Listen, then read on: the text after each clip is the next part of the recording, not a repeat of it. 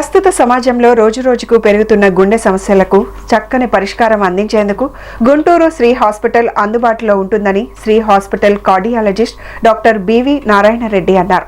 ఏదైతే ప్రస్తుతం ప్రతి 100 మందిలో ఒకరికి వస్తున్న డీప్ వెయిన్ థ్రంబోసిస్ అనే సమస్యకు చక్కని పరిష్కారం అందించే విధంగా సరికొత్త టెక్నాలజీతో చక్కని వైద్యం అందిస్తున్న ప్రముఖ Shri hospital cardiologist B V Narayana Reddy గారితో మా ప్రతినిధి Pavan face to face.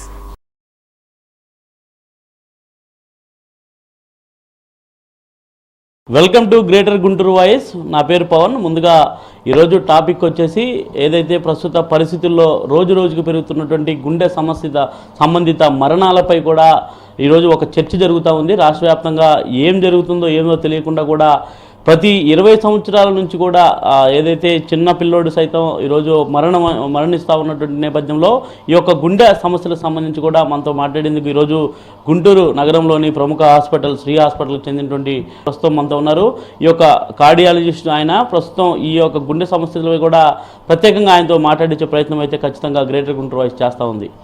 Sir నమస్కారం.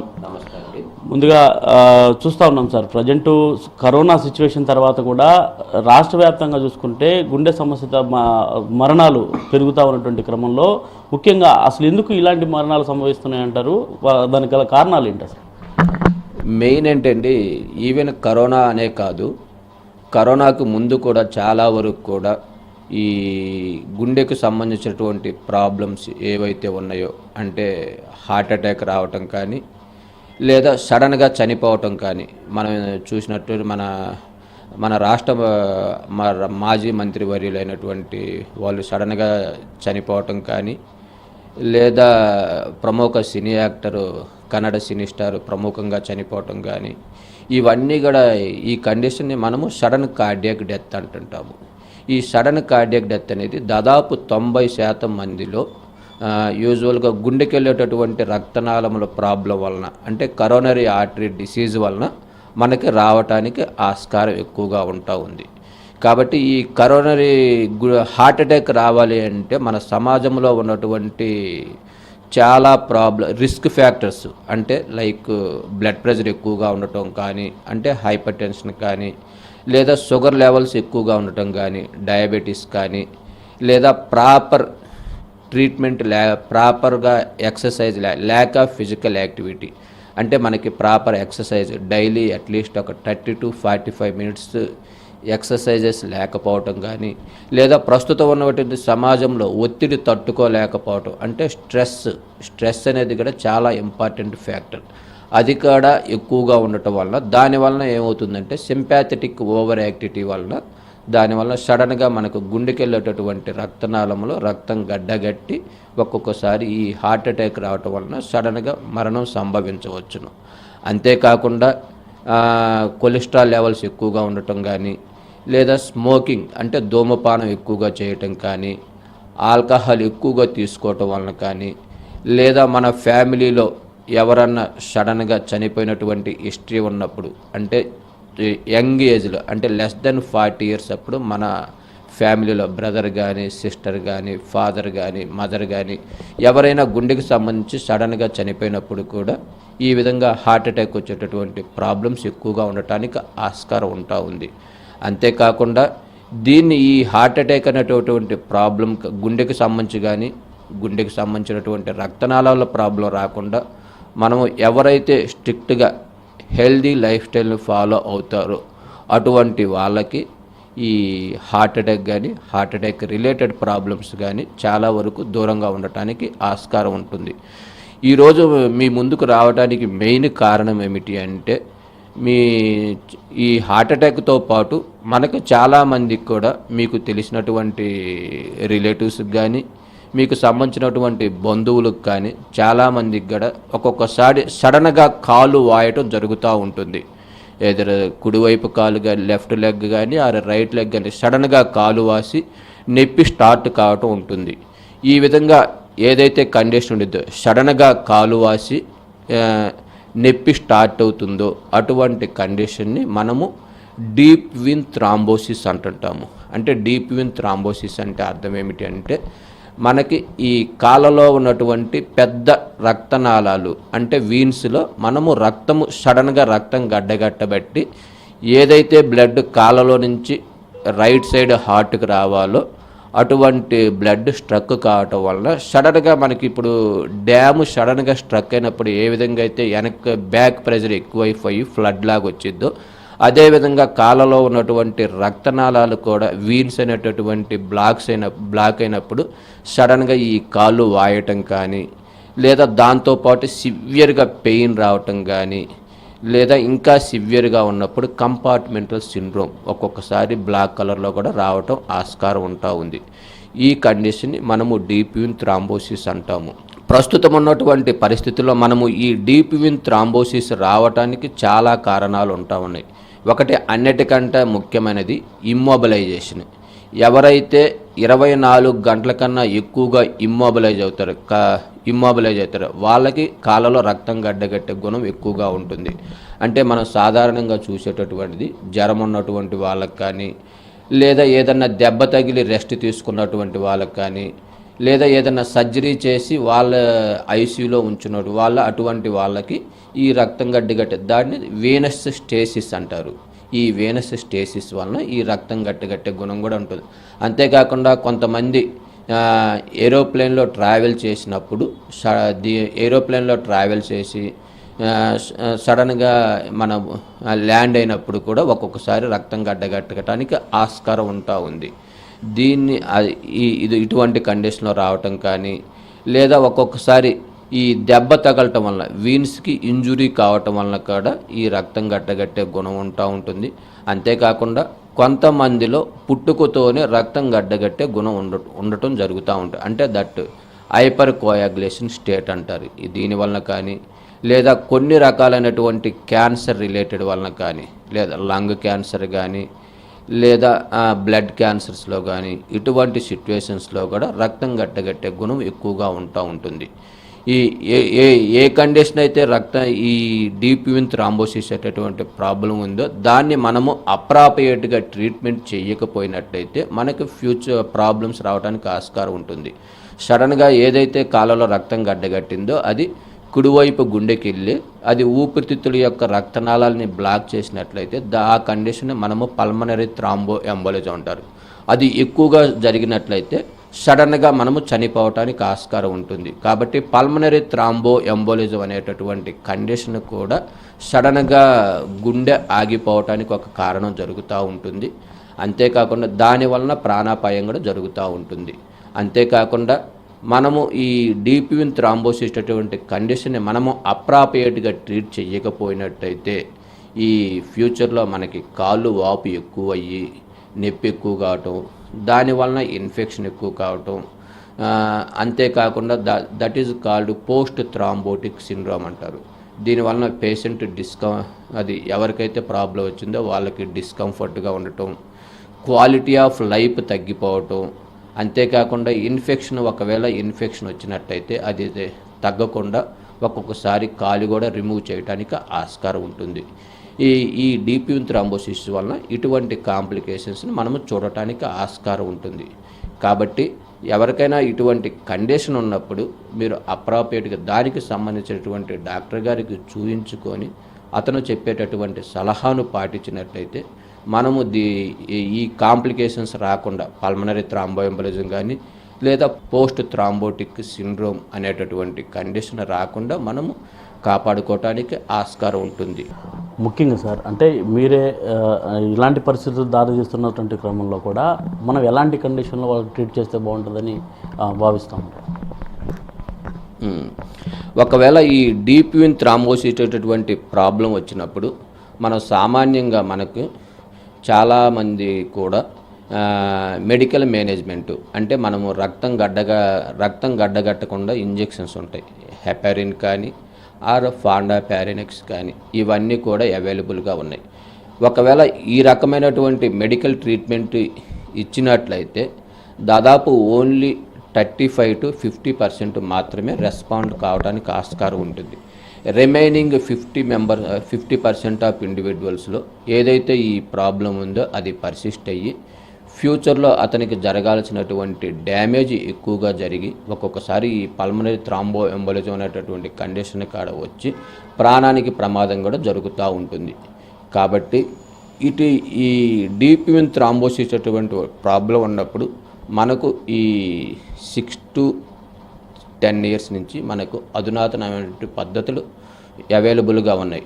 అటువంటి వాటిల్లో క్యాథెటర్ డైరెక్టెడ్ థ్రాంబోలైసిస్ అంటే మనకి ఎక్కడైతే రక్తం గడ్డగట్టిందో అక్కడికి ఒక ట్యూబ్ లాంటిది పంపించి ఆ ట్యూబ్ గుండా మనము దాదాపు ఒక 24 hours నుంచి 7 to 2 hours దాకా ఈ రక్తం గడ్డగట్టినటువంటి దానికి ఇంజెక్షన్ ఇచ్చినట్లయితే ఆటోమేటిక్గా ఈ రక్తం గడ్డగట్టడం తగ్గి ఆటోమేటిక్గా బ్లడ్ ఫ్లో రిస్టోర్ కావటం వలన ఏదైతే మనకు ఈ వాపు కానీ లేదా దాని వలన వచ్చినటువంటి నొప్పి కానీ ఇవన్నీ కూడా దాదాపు ఒక 10 to 15 daysలో తగ్గటానికి ఆస్కారం ఉంటుంది.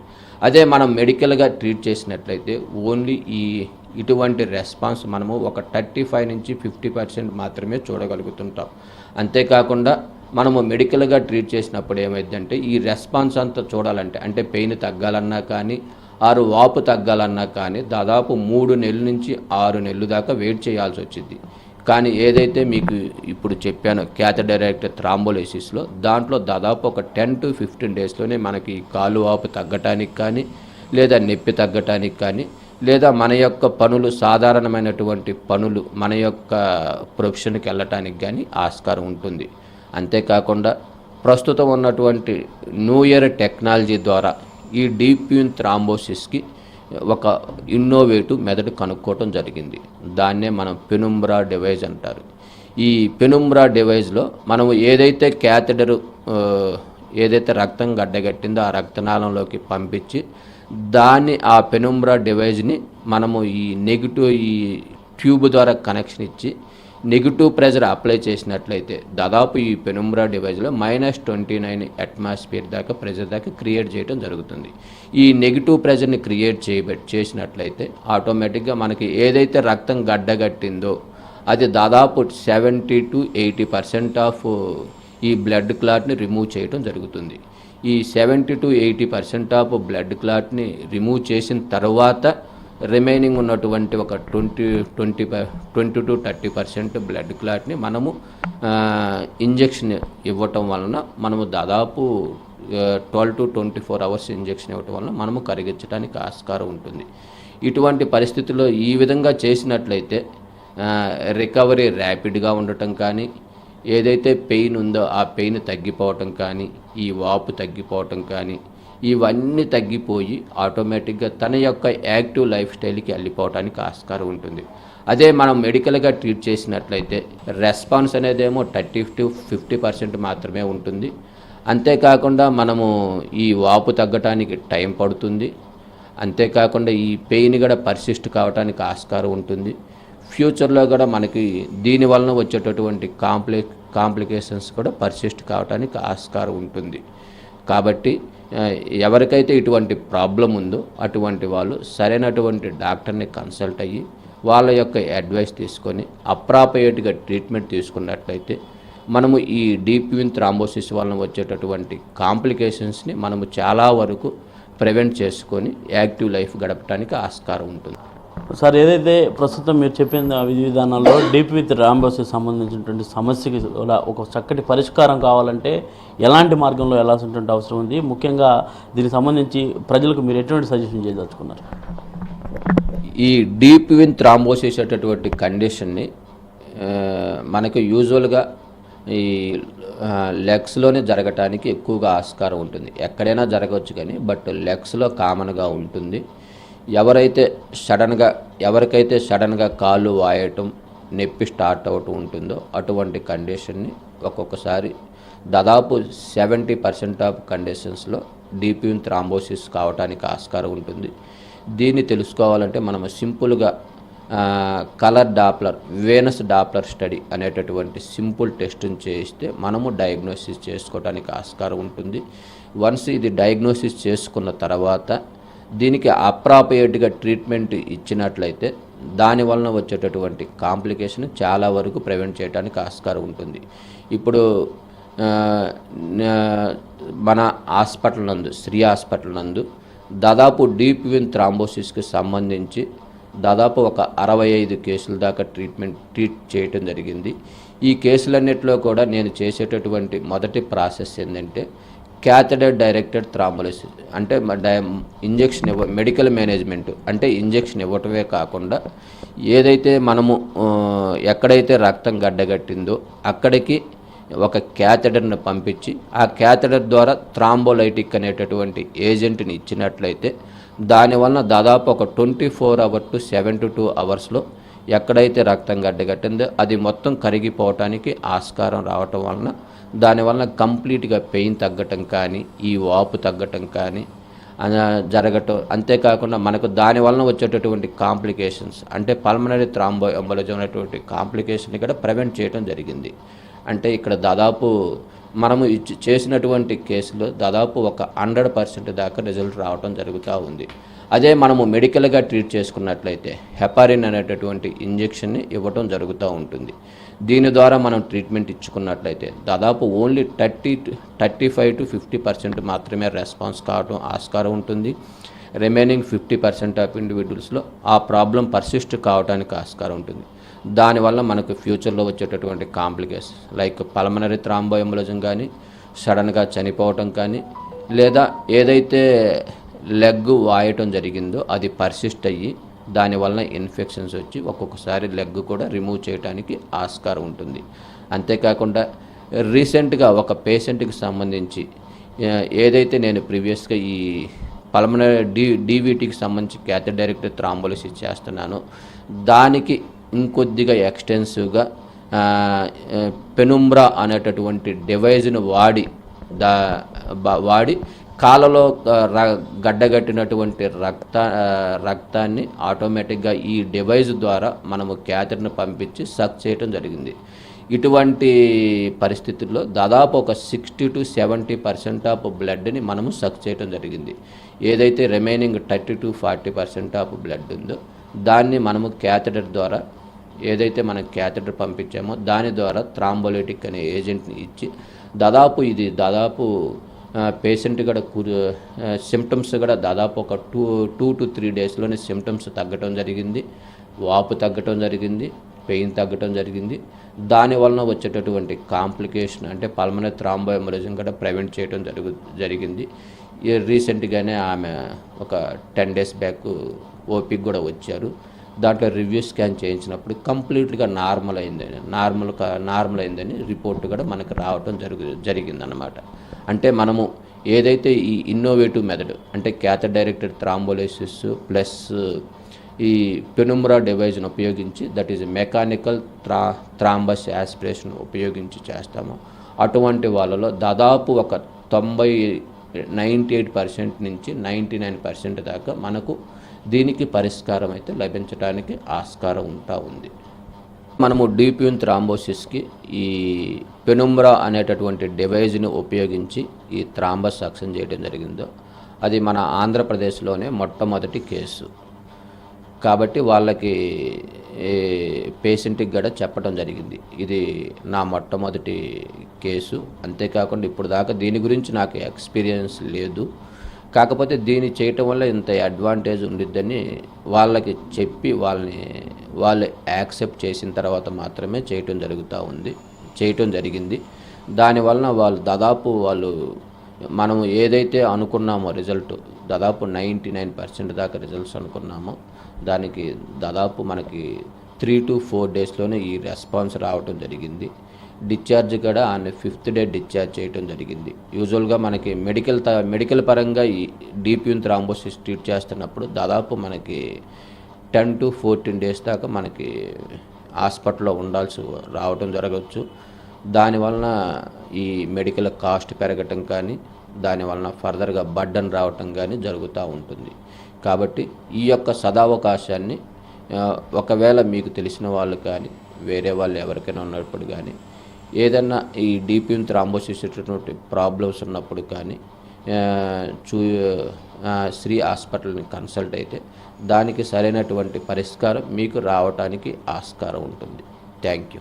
చూశారు కదా, ఇది మొత్తానికి పరిస్థితి. ఏదైతే ప్రస్తుత సమాజంలో రోజు రోజుకు పెరుగుతున్నటువంటి హార్ట్ స్ట్రోక్ మరణాలకు సంబంధించి కూడా ఏదైతే ఆరోగ్యం మీ చేతుల్లోనే ఉంటుంది, ఖచ్చితంగా ప్రతి ఒక్కరు కూడా జాగ్రత్తగా ఉండాలంటూ కూడా డాక్టర్ బివి నారాయణ రెడ్డి గారు సూచిస్తూ ఉన్నారు. మరి అదేవిధంగా రోజు రోజుకి పెరుగుతున్నటువంటి ఏదైతే హార్ట్ నుంచి కిందకి వెళ్ళేటువంటి కాలి భాగంలో ఉన్నటువంటి నరాలలో అవి గడ్డలు కట్టడం, అలా ఆ డిసాల్వ్ ఉన్నటువంటి నేపథ్యంలో కూడా ఖచ్చితంగా డాక్టర్ సలహాలు సూచనలు తీసుకోవాలంటూ కూడా ఆయన చెప్తా ఉన్నారు. ముఖ్యంగా ఏదైతే ఈ యొక్క హార్ట్కు సంబంధించి కావచ్చు, అదేవిధంగా డీప్ విత్ ర్యాంబోసిస్ సమస్యకు కూడా పూర్తి స్థాయిలో పరిష్కారం శ్రీ హాస్పిటల్లో ఉందంటూ కూడా ఆయన చెప్తా ఉన్నారు. కాబట్టి ప్రజలందరూ కూడా ఈ యొక్క విషయాన్ని తప్పనిసరిగా గుర్తుంచుకోవాలి. ఏదైతే ఈ ప్రాబ్లమ్స్ ప్రస్తుత పరిస్థితుల్లో కూడా ఎక్కువ మందిలో ఉన్నటువంటి నేపథ్యంలో కూడా ప్రజలంతా కూడా ఎప్పటికప్పుడు అప్రమత్తంగా ఉండాలంటూ కూడా డాక్టర్ బివి నారాయణ రెడ్డి గారు అయితే మాత్రం స్పష్టం చేస్తూ ఉన్నారు. ఇది మొత్తానికి ఈరోజు గుంటూరు శ్రీ హాస్పిటల్లోని ప్రముఖ cardiologist doctor B V Narayana Reddy గారితో గ్రేటర్ గుంటూరు వాయిస్ చర్చించినటువంటి అంశం. మరిన్ని రాబోయే రోజుల్లో మరిన్ని అంశాలతో కూడా మళ్ళీ కలుద్దాం.